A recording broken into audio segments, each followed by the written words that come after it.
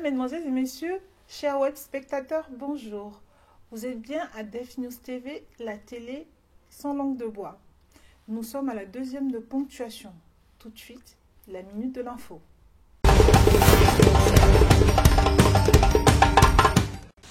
Le mois de février est marqué par la victoire des éléphants de Côte d'Ivoire à la CAN 2015. En effet, les pachydermes ont ramené en Côte d'Ivoire la Coupe d'Afrique des Nations le 9 février 2015.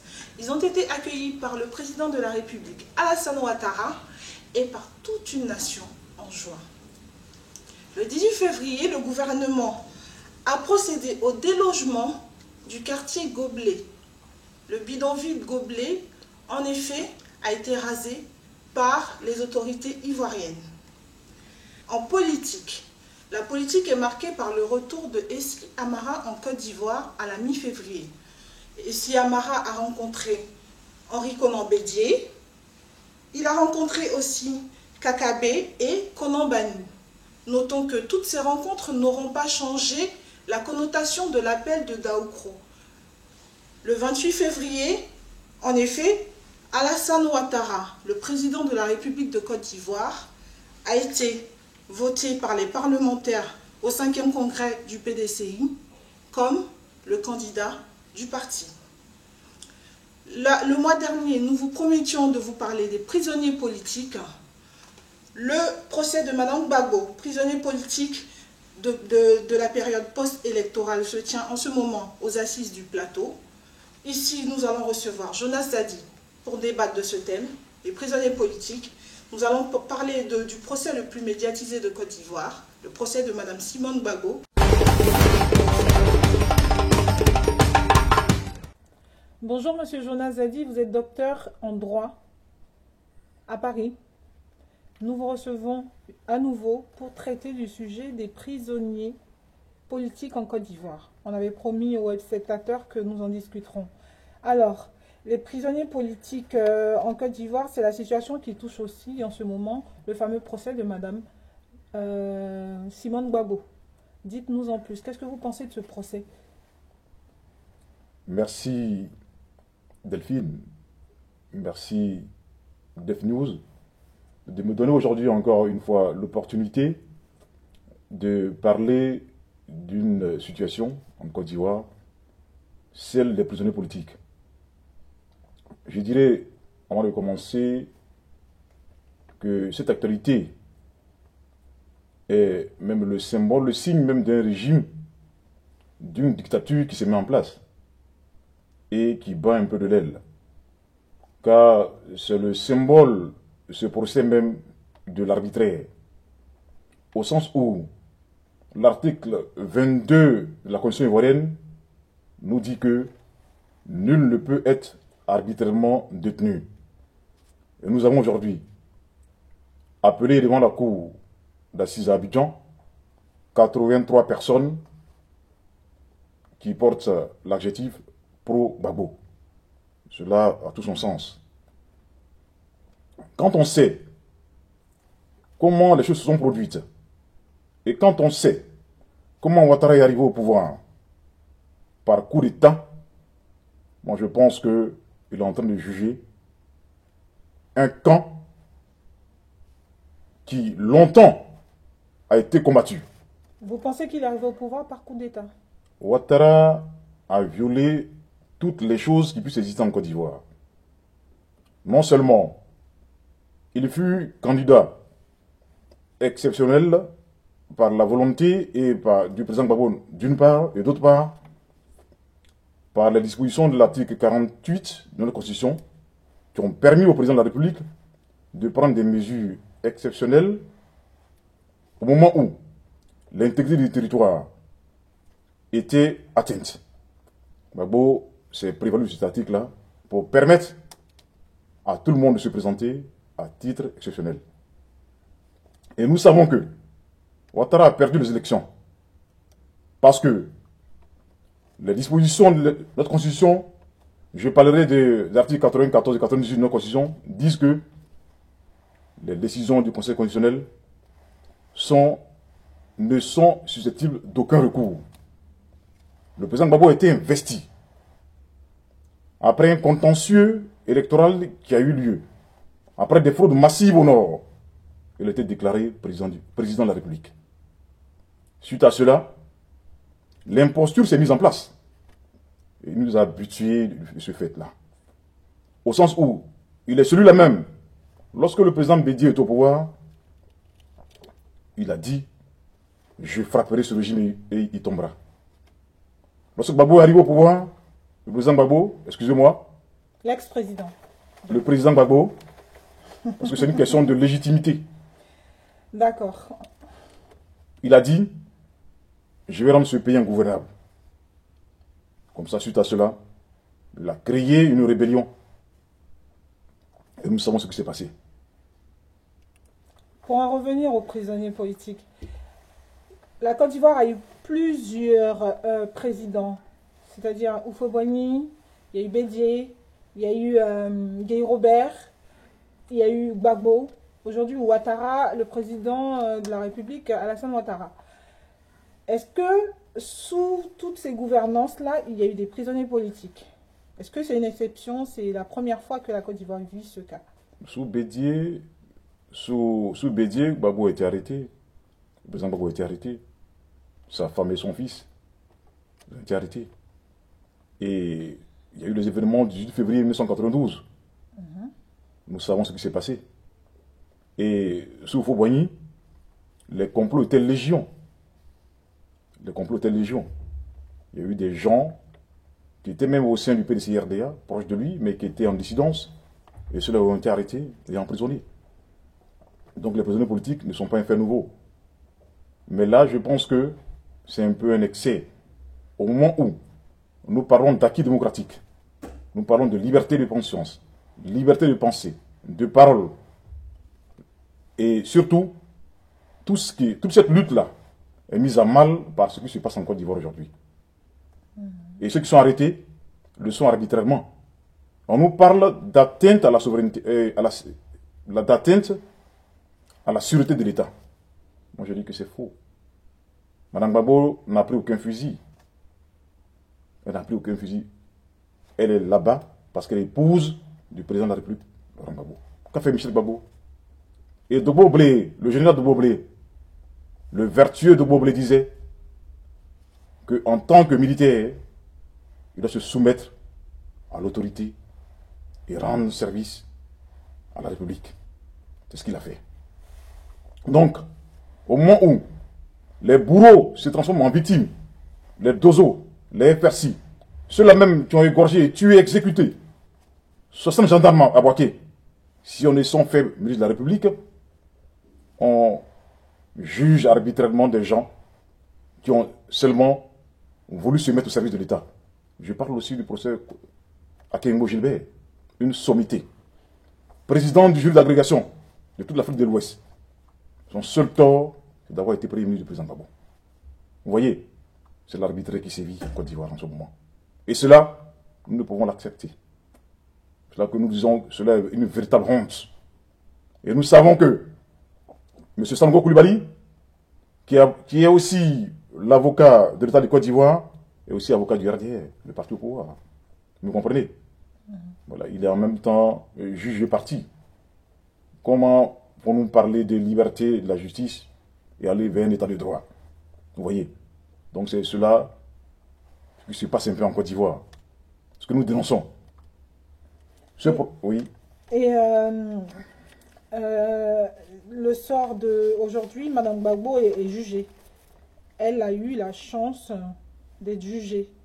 Ceux qui sont en prison, qui n'ont pas encore été jugés, est-ce que, moi c'est une question que je pose vraiment sans parti pris, est-ce que on a le droit de détenir des gens sans tenir compte de la présomption d'innocence et sans pourtant les laisser en liberté conditionnelle, même si on les trouve coupables? Vous qui êtes dans le droit, dites-moi un peu. La présomption d'innocence nous dit que nul ne peut être arbitrairement détenu, et l'article 22 de notre Constitution met l'accent sur ce principe-là. Parce que, afin d'abord de dire que quelqu'un est coupable et a commis des actes, il faudrait prouver cela, apporter cela par des preuves. Vous me comprenez? Mais cela n'a pas été le cas. Et Mme Simone Yves Gbagbo, elle était parlementaire. Ses droits ont été violés. Elle a été détenue. Ses droits ont été violés. Il y a plusieurs personnes comme ça. Nous ne parlons que des gens qui sont connus. Mais il existe aussi des gens qui sont des civils et des citoyens lambda. Donc c'est pour cela que ce nombre-là, il est aujourd'hui, ceux qui passent aujourd'hui aux assises sont au nombre de 83, mais il y a beaucoup de citoyens et beaucoup d'anonymes. Vous voyez? Donc c'est pour cela que pour aller à une véritable paix, il faudrait que le droit prévale. Donc vous êtes en train de me dire que la libération des prisonniers, si libération il y a, aura une incidence sur la population.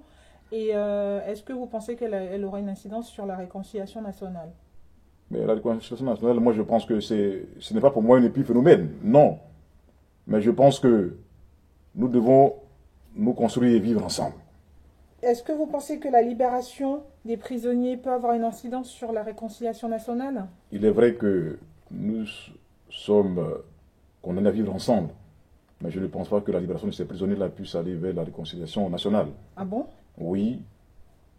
Pour moi, je dis cela au sens où il y a plusieurs prisonniers, plusieurs autres prisonniers qui sont détenus dans ces geôles-là. Ce ne sont pas ceux-là seulement, ceux qui sont connus. Les gens qui sont arrêtés pour délit d'opinion. Vous voyez?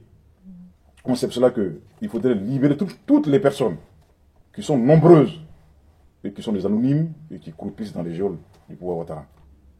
Donc ce n'est pas seulement...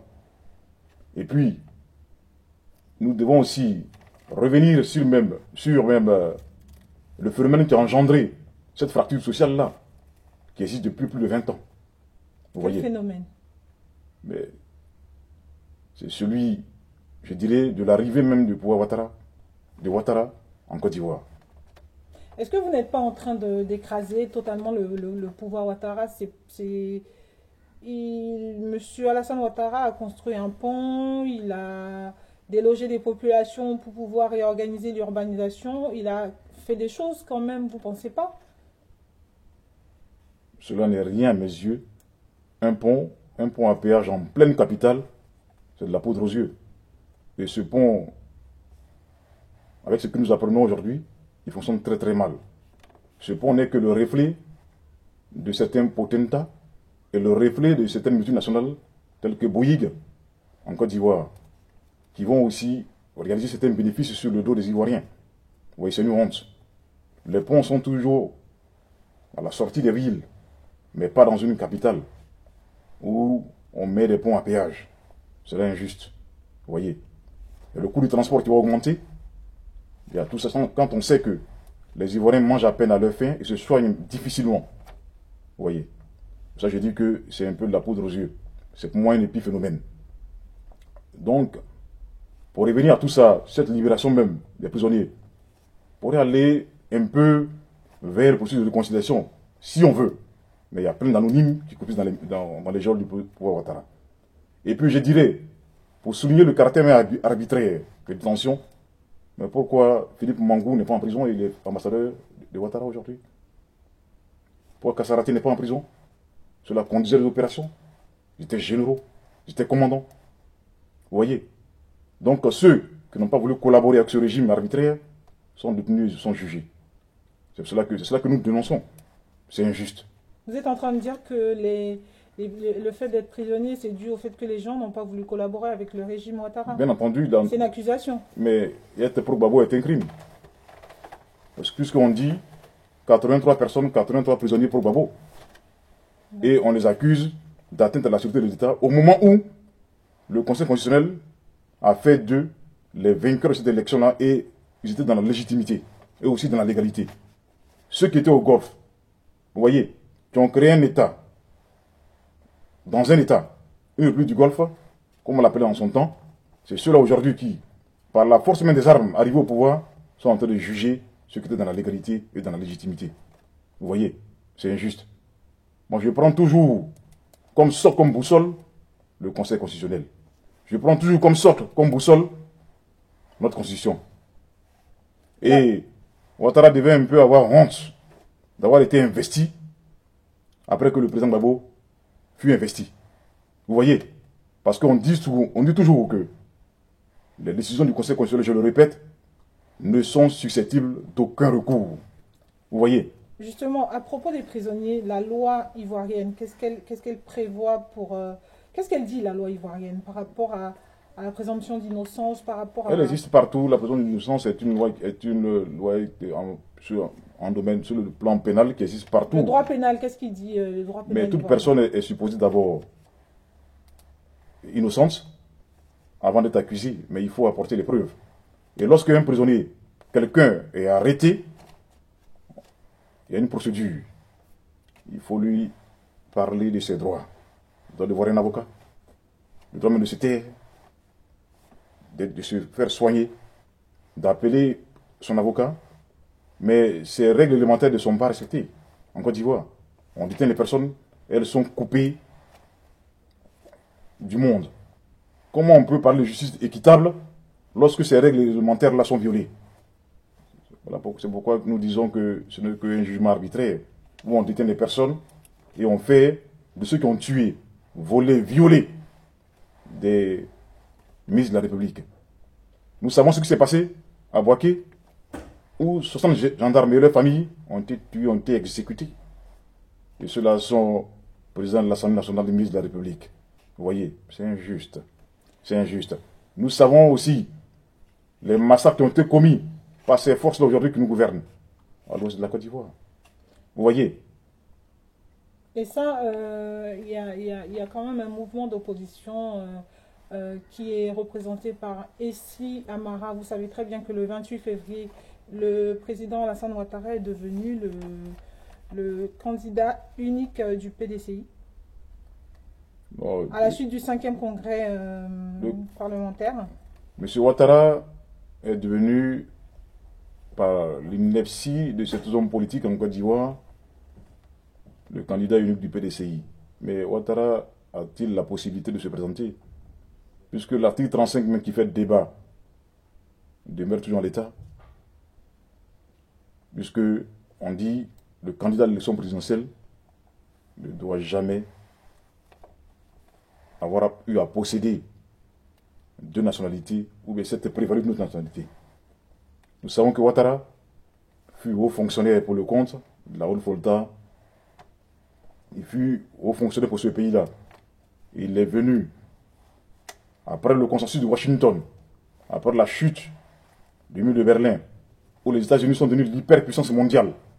On nous a imposé des gens, des personnes qui sont arrivés pour mettre en place ce consensus-là. Vous voyez, Youssef Soglo au Bénin, Alassane Ouattara qui sortait d'une institution telle que le FMI en Côte d'Ivoire. Mais avant cela, il y a un passé qui le suit. Et cet article litigieux, l'article 35, demeure toujours en l'état.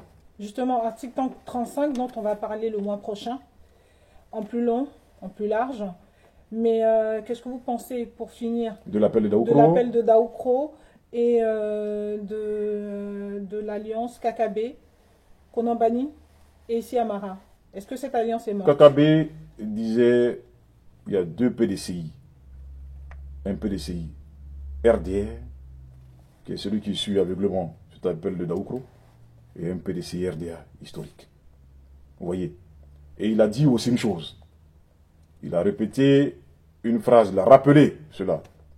Celle que disait Feu Guinée Kobina en sortant du PDCI RDA. Puisque, je le rappelle, le RDA sort des entrailles du PDCI RDA. Il a dit, je vais rendre le PDCI parti-là, je sors du PDCI pour le rendre, pour le réduire au rang de relique au nord et au rang de vestige au sud. C'est ce à quoi nous assistons. Et comment peut-on investir quelqu'un qui n'a pas la possibilité de se présenter? Nous attendons ce moment important pour dénoncer, pour saisir le Conseil constitutionnel, pour dire non, que cela est une imposture. Ouattara est frappé par cette disposition-là. Et même si modification il devait avoir, le référendum la voix du peuple s'impose d'abord. Ce n'est pas par un parlement que nous considérons aujourd'hui arbitraire, parlement qui nous a été imposé par la force des armes, que nous allons modifier cette constitution-là. On doit faire appel au peuple, d'où passer par le référendum. Pour cela, moi, cet appel d'Abou Korola, il m'importe très peu. C'est un aveuglement. La candidature unique d'Alassane Ouattara, qui a été votée à 3000 parlementaires au 5e congrès, est-ce que vous pensez que c'est une leçon donnée à tous ces partis qui sont scindés en deux, comme le FPI, qui n'ont pas su se réunir le FPI n'est pas scindé en deux. Le FPI n'est pas scindé en deux. Il y a beaucoup de litiges quand même dans ce parti. Si, il y a beaucoup de litiges, mais ces litiges-là vont prendre fin et je pense que la sagesse va triompher. Mais concernant, je reviens encore sur le point qui nous intéresse, avoir été investi candidat unique pour le RHDP, pour moi c'est un épiphénomène. Parce que nous allons saisir la Constitution, nous allons saisir le Conseil constitutionnel plutôt, pour dire que cet homme n'a pas la possibilité de se présenter.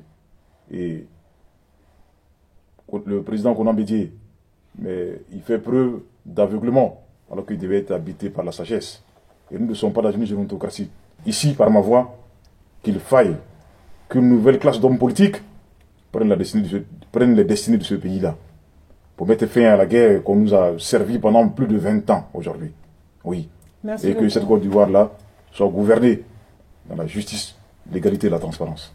Merci Jonas Zadi. Merci. On se revoit le mois prochain pour traiter de l'article 35 et de toutes les clauses de cet article, bien sûr. Merci beaucoup. Je vous remercie, c'est moi. Merci bien. Merci à tous nos web spectateurs d'avoir suivi ce numéro de ponctuation. Je vous donne rendez-vous le mois prochain avec Jonas Zadi, avec moi-même et Salan Joya pour la minute de l'info et pour nos 2 chroniques que vous suivez depuis maintenant 2 mois. Merci pour votre fidélité. Au mois prochain, c'était Ponctuation à Def News TV. Merci.